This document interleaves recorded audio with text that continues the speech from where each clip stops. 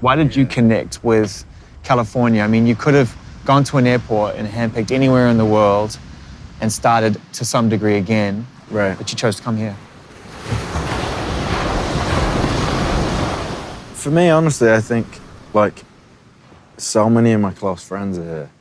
People from London who've moved here for work and stuff like that. It's like, I'd say since I left home, I've never really had the place that feels like, oh, that's my home. I'd say my house in London is the most homely that I feel anywhere. Just because I've been there the longest. I've been there for like 6 years now. With like all the touring and stuff that we did in the band, I remember there was one point where we'd been away for so long that I came home to my house in England, and I was home for about 5 days, and I walked in the door and I sat down and I was like, I don't know what to do like when I'm home at all. I'd been away for so long. I didn't, you know, I hadn't seen my friends for so long. I didn't know who was around. I was kind of like, who do I hang out with? What is this strange reality? Yeah. So there was a point, I guess, where I realized I was more comfortable being on the road. So what'd you do after 5 days? Did you head back off again? Yeah, and I was like happy to go, you know. I think it's actually understandable. I think there's something about that kind of gypsy lifestyle, which, in particular, the arts that make travel music and such, and the idea of having sort of a desire to be gypsy just by your very nature, they attract one another to some degree. I mean, were you always a little bit kind of adventurous as a kid? Were you looking further afield even when you were growing up? I don't know if I was really. I had never been to London before I moved there, which is crazy to me to think about it now. That is crazy. You know, it's not that far away from where I grew up. It's like a 3-hour drive. But London was like where the rich kids went shopping on the weekend, like with their mum or something, you know? But also everything about it felt like it was like, this is a new challenge. And if it takes me to London, then the whole thing seemed to me to just be a new challenge. It was crazy watching it kind of from a distance and watching what you and your friends were kind of going through and the whole thing. I mean, I suppose with the benefit of some wisdom and some age now looking back on it, you must even have a slightly different perspective than when it first ended in 2015. It's been 4 years and just kind of thinking what happened. Yeah, it's pretty crazy now because there'll be times where people will remind me of stuff that happened that I forgot about. And you like relive it all over again. And you're kind of like, oh yeah, that was cool too. You know, the first 2 years you don't even feel like you're working at all because you're just so happy to not be going to school. And it's like, wake me up. I get to do this, great, okay. And you kind of go from also like, you know when you're a kid and you see a t-shirt that you want and you like save up the exact amount. Yeah. But you'd have to account for like the postage and packaging, so you'd actually have to like save up for this amount.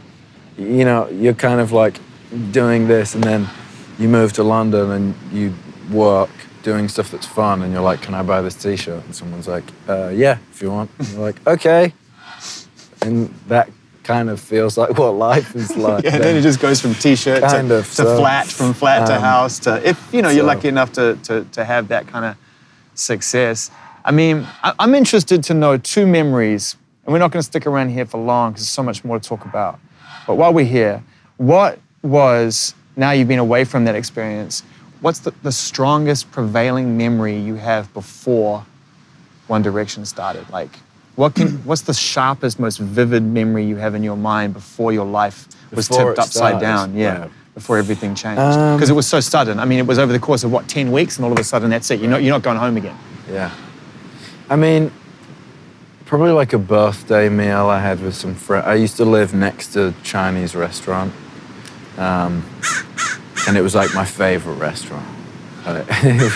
So I used to come home from school every day, and I'd get up to my bedroom, like open the window and stick my head out. To smell it. Woo! You know?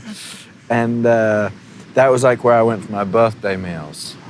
But I'd say probably the biggest stuff would probably be, there was a river, it's called the River Dane, where, you know, everyone would go down in the summer and you'd buy those little disposable barbecues that you used to take, and someone would be in charge of like buying sausages and someone would have to buy the drinks. Tin full of barbecues used to put on the beach. beach. And you like put them on the floor and then you try and squeeze like somehow 12 sausages onto this like tiny thing.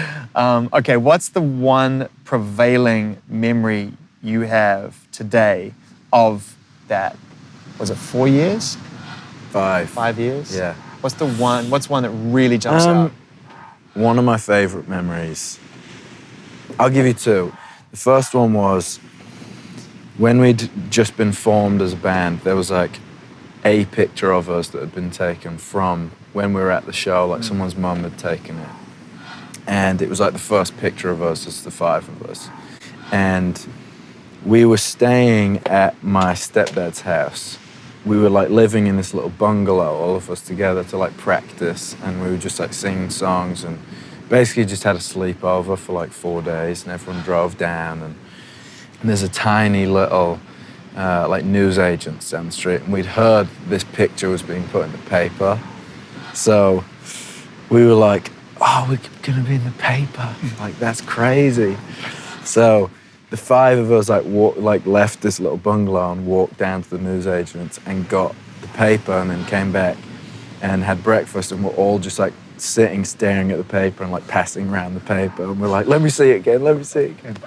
And I don't know, I guess just because we just didn't know what was going to happen. It's a timeless image. That's a timeless image. So happy about it. That first real piece of like recognition when you realize that it's not a controlled environment anymore, like people that you don't know down the street can actually take a look at you or hear you, that's still, without a doubt, the life-changing moment for every artist I've ever spoken to. Yeah, because it only happens one time too.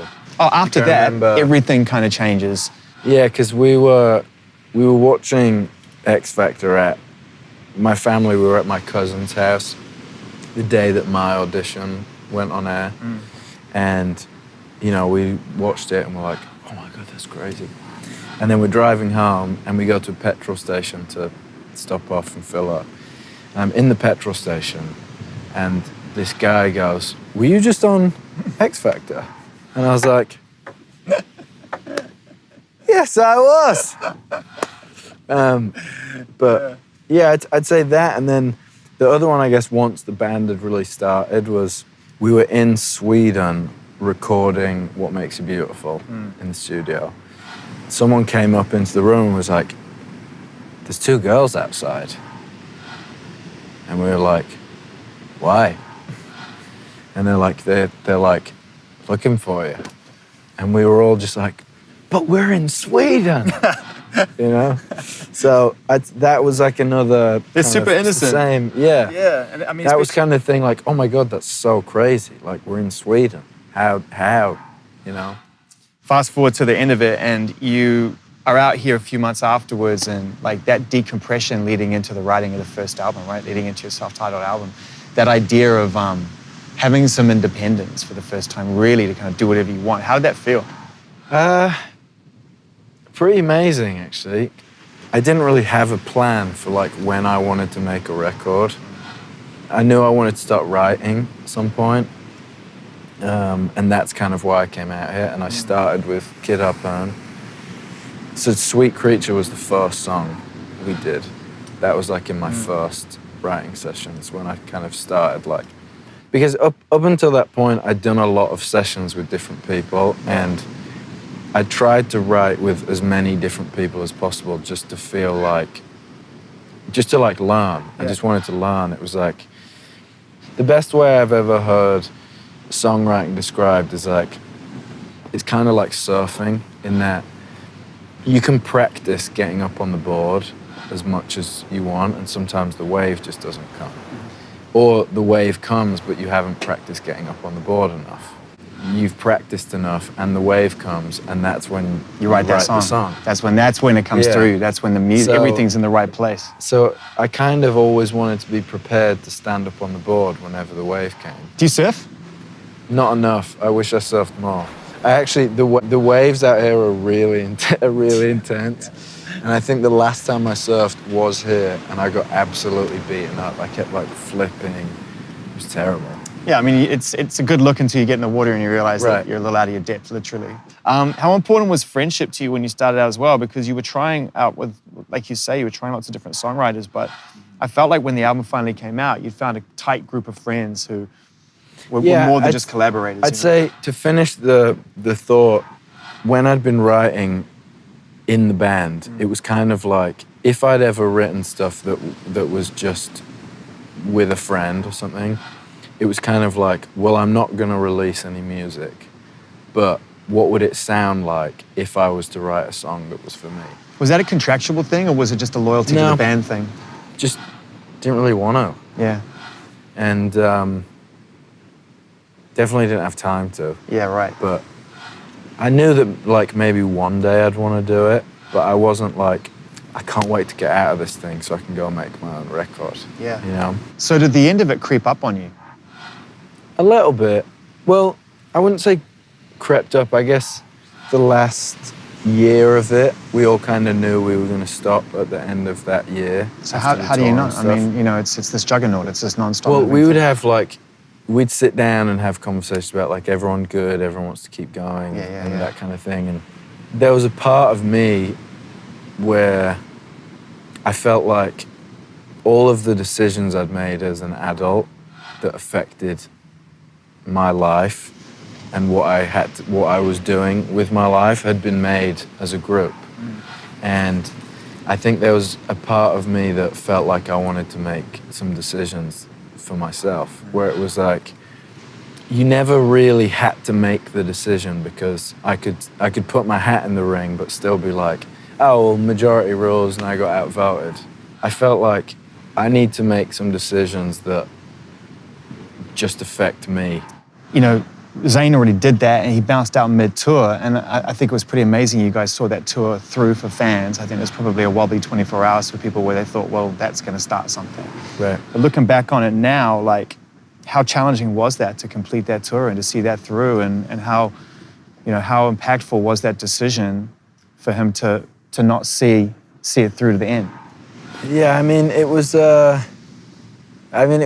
hard, you know. Part of it was, it was kind of like, we were sad, obviously, that someone had left, but also sad that he was not enjoying it so much that he had to leave. Because I think at the time, too, the tour and everything was going so well, and everyone had kind of got to this place where everyone was kind of living in a way where they, I think, felt pretty good while touring. Enjoy it, yeah. It felt like everyone was kind of enjoying it.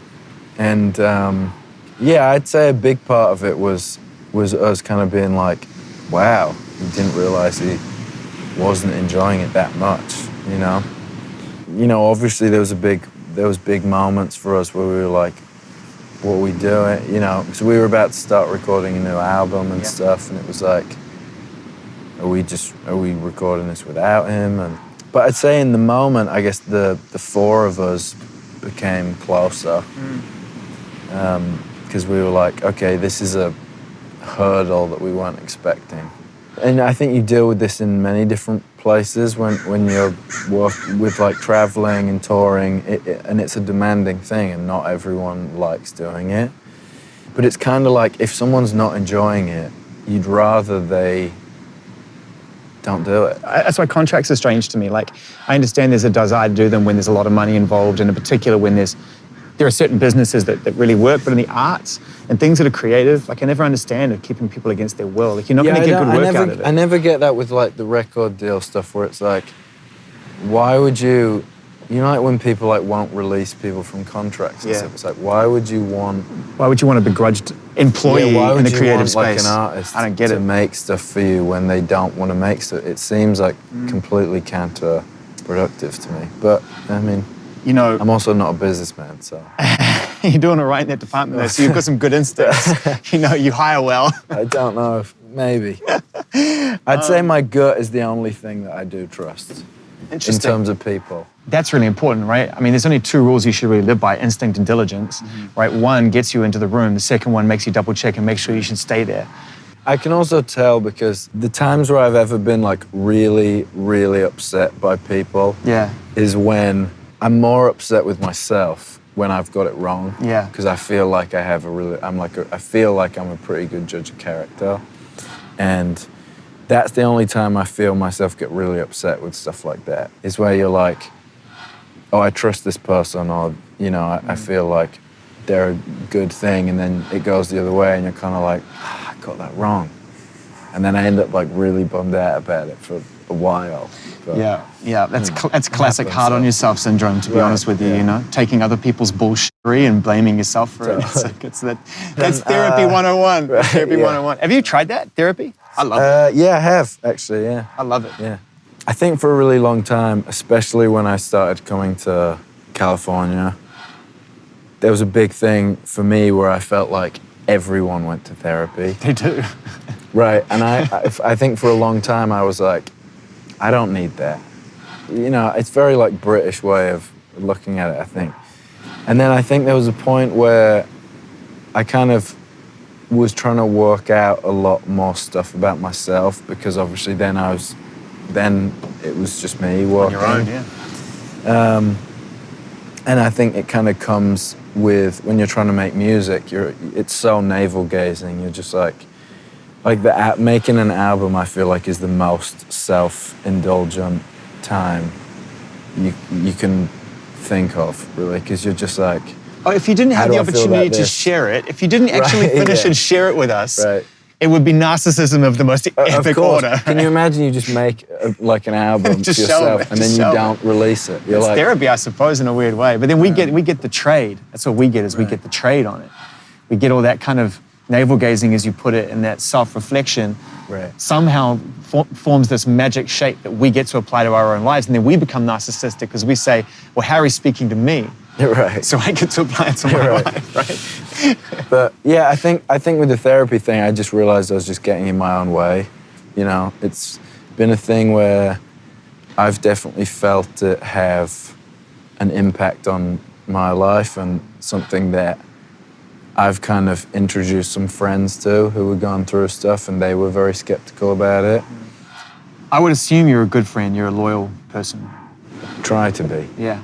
So who are some of your best friends? Who are the people that help you through these times, that are some of the people that you know really that you're close to?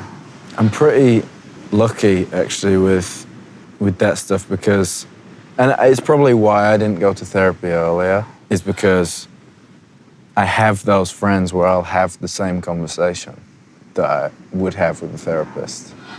I was at this talk thing where Alan de Botton was talking, and he was talking about how, like, real friendship is just built on vulnerability.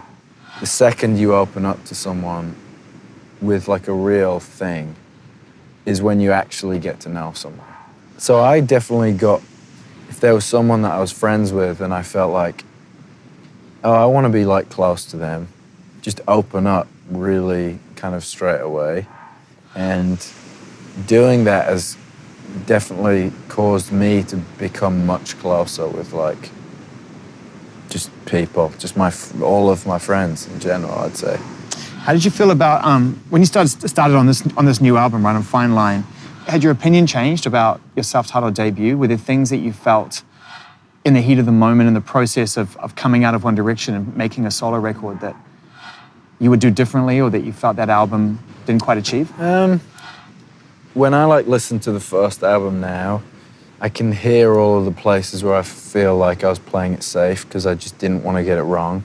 I just didn't want to get it wrong. You started with a mid-tempo 7-minute single, bro. Right. I mean, it wasn't that safe, to be fair. Yeah. Apart from that. Carry on.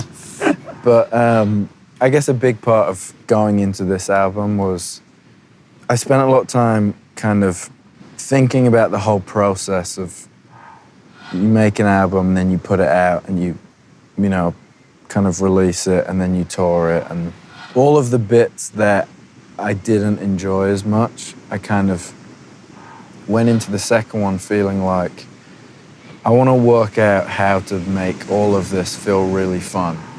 So that's why you drank margaritas and did mushrooms. Yeah, I guess. I think it was kind of moved like... out to Malibu. I had this moment where I was like, I would rather not do it than do it and it not be fun. Making this album was all about freedom. Yeah, of course, sounds it. I had a big moment of, I guess, through the whole making of this record, I was kind of trying to redefine what success meant to me. for so long, especially in the band, it was like every album got bigger and every tour got bigger, and it was like always growing.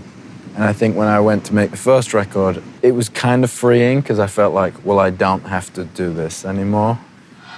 You're still like, well, if the last band thing was this and then your first thing is everyone's this, lined up to judge. Everyone is lined up to judge. Like you come out with that first album and it doesn't smash it. It's like, oh, well, I guess out of the band, it's a no-go, right? Right. And so for me, when that album came out, I felt that you already were kind of redefining success in your own terms because you went and connected with your audience, it felt to me at least, like in a very real way. Like you went back to trying to really connect with people. Right. You can't connect in a baseball stadium. Right. That was a thing that I'd always said I wanted to do when we kind of started and when we started doing the music. It was like, kind of said to my manager, like the first tour that I do, I want it to be really small. And then I guess with this one, it was like, I just wanted to have fun. I just wanted to have so much fun. That's what success is. That's where you landed on the redefinition of success. Yeah, and one of my friends kind of said, if you're happy doing what you're doing, then nobody can tell you you're not successful. I mean, it's so obvious, but it's also the kind of thing where probably 4 years ago, if someone had said that to me, I'd be like, okay. No, because you were too busy making everybody else happy.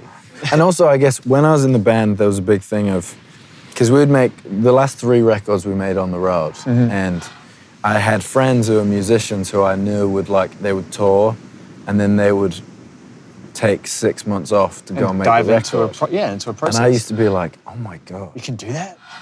What, so you're just making, that's it? That's all you're doing. You're right in now. room 1607. You're just making at the Marriott in Hong Kong, trying to nail surrounded a by like vocal. 4 mattresses and one over the top. Yeah, exactly. On the last 2 tours as well, we bought this like old surveillance van and converted it into a studio so it would follow the tour around. So like at the venue, you'd go into this tiny little surveillance van that had no air conditioning. What, you and One Direction would go in the back, we'd recorded songs in the back of a van on the road. So we had That's this, the bossiest shit. yeah. So people are walking past the van, they've got no idea. Well, it'd be like in the venue. In the venue, right, okay. Right.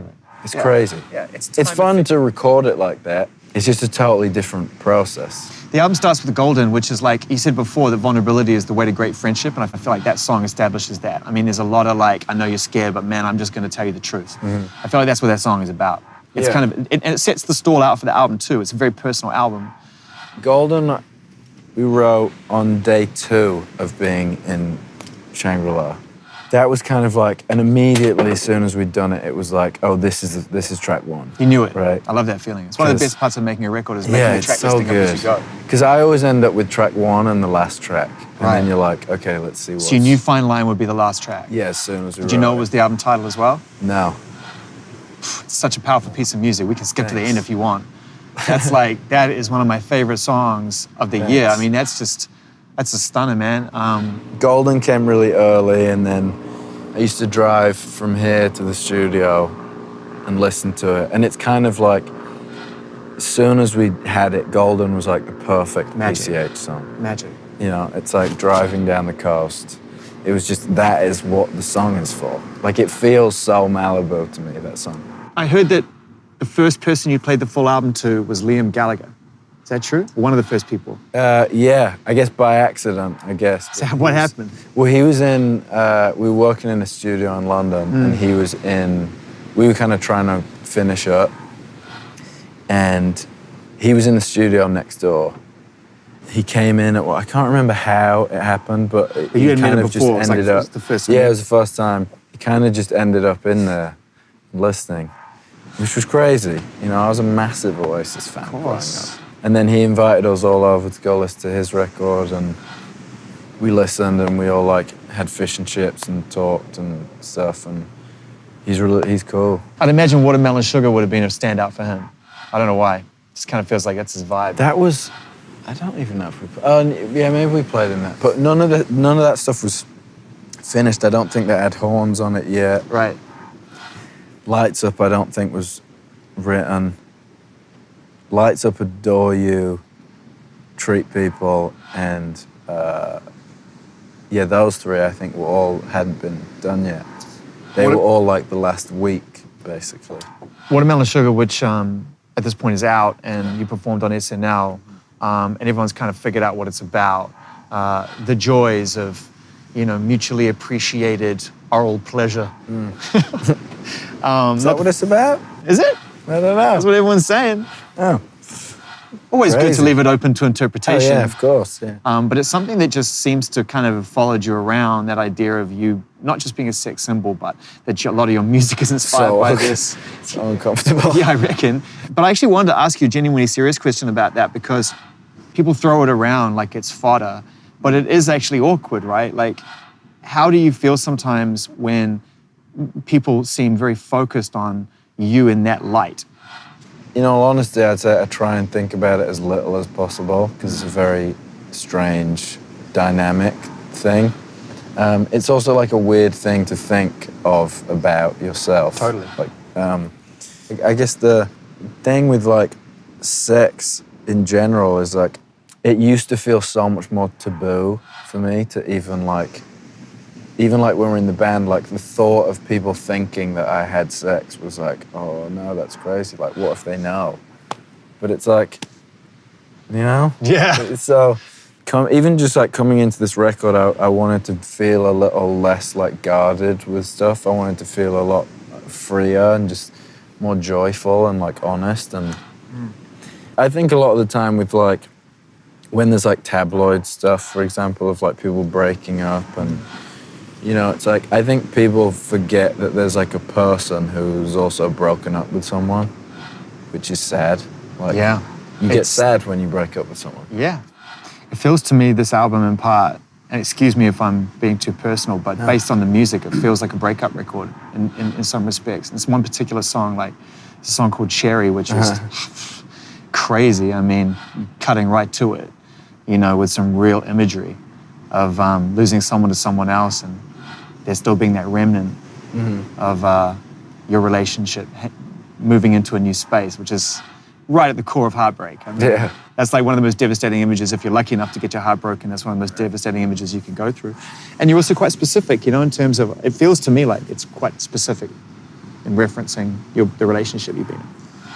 Yeah, and it's kind of like, it's a weird one for me because I'm always like, I don't like to kind of explain songs or like kind of explain the meaning behind them and stuff like that. But I think with this record, it's so much more open. Yeah. That it's like, but you've told us in the, like it tells you what it is, I think a thing that I like about kind of definitely where this record went, especially compared to the last one, is like when I start making an album, I don't feel like, oh, I'm making an album that I'm going to put out in December of next year. Or it feels like I just start writing some songs so then I can be as honest as possible. And then the time when you get to decide if you think it's too honest is when you're putting it out. And I never want to like trim that stuff down. So you never thought for one second when you listen back to Cherry later on that we'd be having a conversation or other people would be listening to it, trying to decipher it and how that would make you feel? You felt you wanted to be true to it. I think I wanted to be true to it. I think the moment that I wrote it, I wanted to be true to the moment that I wrote it and how I was feeling then. And the thing with... How are you feeling then? Not great. But I think also in the moment I felt like I was realizing some stuff about, it was all part of like being more open and, not being like, I don't care. It's like, no, like you get petty when something's not going the way that you want. Like you get petty with that stuff.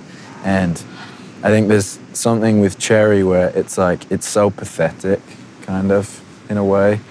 The night that I wrote it, we'd been writing for a few weeks and everyone had left the studio. It was me, Tyler, and Sammy, who's our engineer. And we were kind of sitting around talking at like 2 a.m. maybe. And I was saying that I was feeling a lot of pressure because the last record wasn't like a radio record, I felt like a lot of pressure to be making these like big songs. And I was like, I feel like this record has to be really big. So I feel like I need to make certain songs.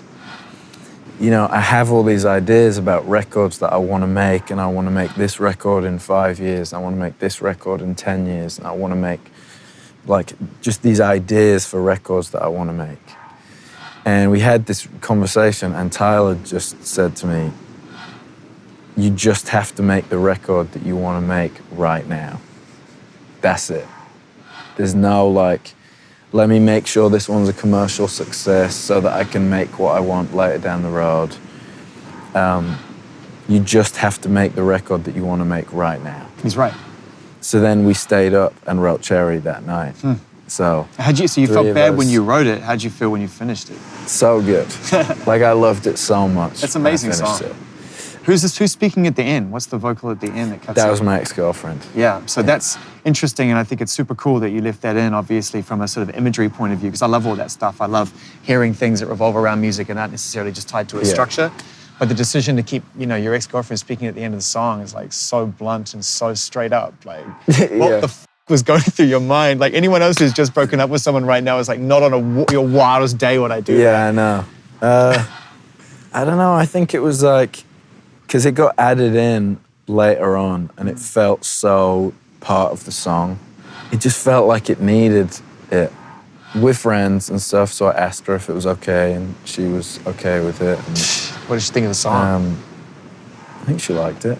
Come on, man, it's written about it, right? You gotta love that at the end of the day, man. I mean, there's a song called Falling on the record, which the first time I heard it was like everyone was just floored. And it's a real standout. It's going to become something I think that people will carry with them, irrespective of the context of the album. They'll zero in on that song as well in its own way. And Tom was telling me that came super fast. I was going out for dinner, I think, and I was getting picked up from Tom's house. So he came to pick me up. And I was showering, and he was like playing on the piano. And as I came out of the shower, he was playing like the dun dun dun dun dun dun dun dun. I went and stood next to him at the piano, just in a towel, and we just kind of wrote the whole thing. So it was really fast. How long did it take? I'd say Falling maybe took like, probably 20 minutes. What? I mean, that's 20 minutes in a towel. That's real friendship. Yeah. Right. About 3 days. He's like, okay, we finished it. Please go put some trousers on. Put some pants on or something. Yeah. That's one of those moments, right, where the surfing analogy, where the wave and the practice all comes together. Where do you think that came from, the subject matter, if it came so quick? What do you think you were saying in that song, listening back to it now? I think it was like, for me, what I hadn't really experienced before was during the making of this record, the times when I felt good and I felt happy were like the happiest I've ever felt in my life. And the times when I felt sad was like the lowest I ever felt in my life. And I think it was kind of that feeling of when you can feel yourself kind of falling back into one of those moments where you're there. And the chorus says like, what am I now? Am I someone I don't want around? It was kind of like... Yeah, it's powerful. It's super self-absorbed and self-indulgent in a sort of like self-hating kind of way. Kind of. I guess it was a big moment where I was kind of asking myself like, who am I? Like, what am I doing? Yeah. Kind of. And there's imagery in there of being too drunk and wandering hands and all that stuff, that all the guilt points. Yeah, along and just the way. like, I kind of started to feel like threads of, you know, where I could see myself becoming someone that I didn't want to be. And that was really hard. But I think that the thing that's nice with that is you get to write a song about it and be like, okay, next. You know. And who helps you at those moments? Does your mum still play a really important role? Your family? And by the way, you don't have to be you. Right. There are people doing all kinds of things in all walks of life who are losing their way and need people to bring them back into line. So let's just talk about that relationship for a second, because I know family's a big thing for you. I'm so lucky with my family. They've always just been really supportive, and that's kind of all you can ask for with like doing this. Is obviously, you know, sometimes you don't want to go home and be like, I'm miserable right now, because you want to be like, no, I'm fine, don't worry about me. And that happens too, but also have the relationship with my family where if I need to have that conversation, I can. What's the best bit of advice your mum's given you? The thing with my mum is she's less of like a soundbite of advice. She's like the kindest woman I know, you know? So for me, it's always been like just watching her, how she is with people and stuff is like, I just don't think she has like a bad bone, which is an incredible thing to grow up around. To have that person like supporting you is, it's amazing. She's the best. She's like actually the best. So. Who do you miss the most? Who do you wish was still around? Probably my stepdad. Stepdad passed away a couple of years ago. That's tough. He was pretty great. He was like a pretty great guy. Yeah. And what have you learned sort of going through life now as you're kind of experiencing loss? Because we all have to cross that bridge, and that's kind of sobering. And then that's when adulthood's really knocking on your door and you start to really take advantage of and reprioritize things. And, you know, coming out the other end of that really, really high octane, visceral childhood that you had into your 20s and getting into your second album and being an independent human being who's got a strong relationship with your family, like, how have your priorities shifted and what are the things that really come into focus for you now? Friendships are probably just the most important thing to me. Like the people who I'm really close with are just, I'd say, way more important to me than anything else. I've definitely felt a difference in the conversations that I have with friends. I guess since you like experience death more. When you're a kid and you lose a grandparent or something, and it's really sad, but also it's like, oh, grandparents are the people who die first. There's some natural order to that. Yeah, and I think like the first time you lose like a friend is when you really feel like an adult. You're kind of like, wow. It's because it's one of the first experiences you have, I think, where you lose control, completely lose control. You know, I think you have those moments where, and every single person does it who's ever lost a friend, where, you know, whether you're close to them or not, I think everyone has that thing of like, I wish I'd just asked one more time if they were okay, you know? And if there's any positive thing that could possibly come out of that, it's that now the conversations that I have with friends about that stuff is way different in terms of like, you know, you ask a friend if they're okay and it's like, yeah, I'm good. And you're like, I'm like more prepared to have that like, no, but, you know, give me the real stuff. Actually okay. Give me the real stuff. You know, and that's like their conversations that I have with my friends now. And you're equally vulnerable in your own way. And you're able to give. Absolutely. Yeah. And I think that's like a really important thing. And that obviously, like I said earlier, is where like real friendship comes from. And I don't think everyone's lucky enough to have it, and I don't think it happens all the time. So interesting that, you know, you came out of this experience, which has left so many people isolated and fearful and paranoid and not wanting to connect with human spirit because they've had non-stop human spirit surrounding them for years, right? And you're like so different. It's like you just kind of called time on it and then just went searching for real human experience almost immediately. You know, you came to California in the search for people and for experience and for relationships. I mean, the thing with my relationship with California is like, it's also definitely changed over the last few years, but when I first came here, it was like, oh, if you get to move here, it means you've made it. Like, you did good. I mean, you know? To be fair. Yeah, but this is my house. but you know, you get this like, it's everywhere you've seen in movies and you're kind of like, oh, it's amazing. Like, you're in the mix and you get to be here. And I think the more time I spent here, I was like, oh no, actually if you can come here and then leave is when you feel really great. If you're like, oh yeah, that's amazing.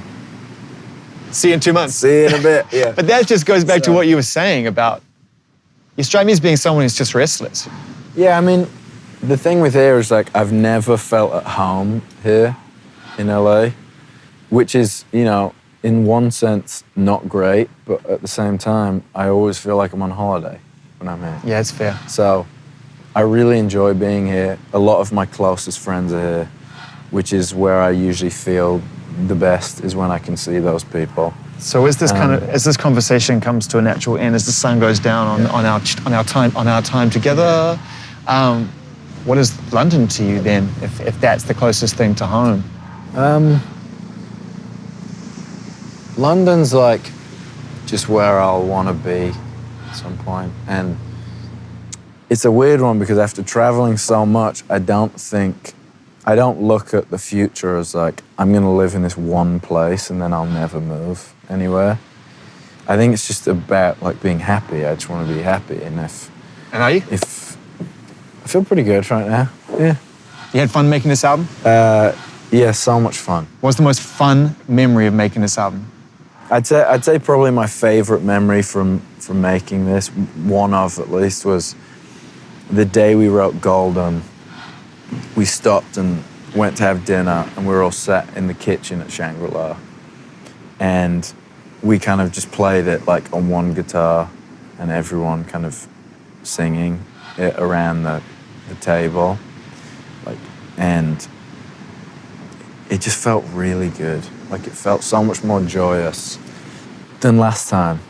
And I think that makes sense because, like you said, the first single was a 7-minute piano ballad, so like it would have been weird to come out being really joyous.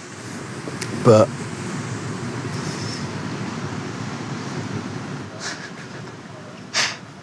you keep going. Oh yeah? Yeah, keep going. Okay, great.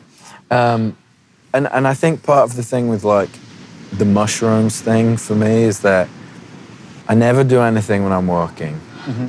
And I don't even drink when I'm working. If I'm touring or anything, I don't drink really at all. And when I was in the band, it was like, to me, it felt like it was so much bigger than any of us. Yeah. That I kind of felt like I'm not going to be the one who fucks it up. So I was like, now is the time in my life when you probably go out and experiment and do this and you take this and you do that. Because it's on your shoulders. And that's what you do with your friends. And I was like, I'm not going to be the guy who messes it up. So I was like, I'm not going to do any of that stuff. Making this record felt like, I just felt so much more joyous. And I was with my friends and we were in Malibu. Safe. And it was like, yeah, I felt so safe. It was like, I want to take some mushrooms, I'm going to take some, like, now's the time to have fun. Like, we're in Malibu, 24. I'm also in music. I'm not like, do you know, it's like, you know, it's like I'm not... You wouldn't be the first musician to like experiment in that environment. I'm not like a politician. I don't think it's that crazy. I don't think it's that crazy. It's definitely not crazy. What is the, do you enjoy it? Yeah, I think my thing with drugs is like, if you're taking anything to escape or to try and hide from stuff, then you shouldn't even drink. And if you're taking anything to like have fun and be creative, then great. And I was with my friends, and making an album, you obviously get so in your head and you get so like self-conscious about everything, and you hit these bumps in the road where you're kind of thinking, is this good enough? And is it this enough? Is it that enough? There's like an afterflow of some of that stuff where sometimes you take something and then for 10 days after you're like, don't worry about it. Everything's gonna be fine. Like it's like kind of stress relieving in Totally. In a sense. And that's where you're at now, I guess, in your life as you redefined success and you had fun making this album, is that you're just trying to worry less? I think so, yeah. I think that's like been a big part of this whole thing for me, is like, I'm just trying to go through life being a little less worried about stuff. Definitely with like working, because ultimately it'll be okay. It's like if you don't hit the top of the chart, your life doesn't change. Like, I think realizing that, it's like, if that was what I was aiming at and then it didn't happen, then I'd feel so much worse. But redefining it for me has been amazing to be like, oh, but that's not the game I'm playing. You did it. There's a freedom with that. And you know, you don't get to go out on arena tours with Jenny Lewis if you're trying to play the game, you know. She's so sick. She's the best. You don't take Casey Musgraves out before she won the Grammy if you're trying to like, these are bold moves. It's obvious how talented Casey and Jenny are, but you would be making a far more methodical, chart-based decision, you know, taking someone else out that would fill a different kind of void, you know what I mean, in the night? Yeah. Whereas it just strikes me that you're making decisions based on what's making you happy. Especially with that stuff, because Casey, I just love her. Her coming on tour I was more thinking of like, who do I want to watch every night for like 30 shows? Yeah. You know? And you were so dialed in. The timing was unbelievable because that album is so special. Yeah. And then eventually it's like the whole world works it out. She was booked before the album came out. Which is nuts. Because I just think she's so good. Unbelievable. Her voice. I just want to watch people who are inspiring, and you just want to be around like good stuff. I'm just a massive fan of hers. So when she came out, it was really cool for me that she was coming. And then obviously the new album came out and it was like, this is amazing. You know, same with, I mean, Leon came out last time. And you got KP coming out in the UK. Yeah, she's coming out this time. Jenny Lewis coming out in the US. It's all dialed in, man.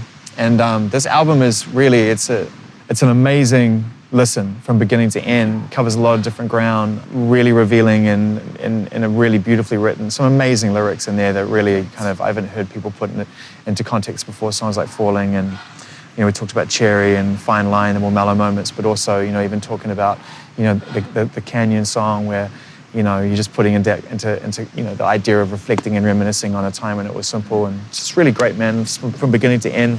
Thank you. It's been good to connect and talk to you for the first time. I appreciate it. It was fun. What are you going to do for the Christmas break? I mean, you don't start in earnest till next year, right? I'll be doing something. Sure. I'll be doing something. Sure. Probably. Christmas, I go home. I go to my mum's. Yeah. Are you ready for next year, though? I mean, do you feel charged up about the touring and everything else? I'm really excited about it. I think it's going to be... It's my favourite part. Really? Even more than...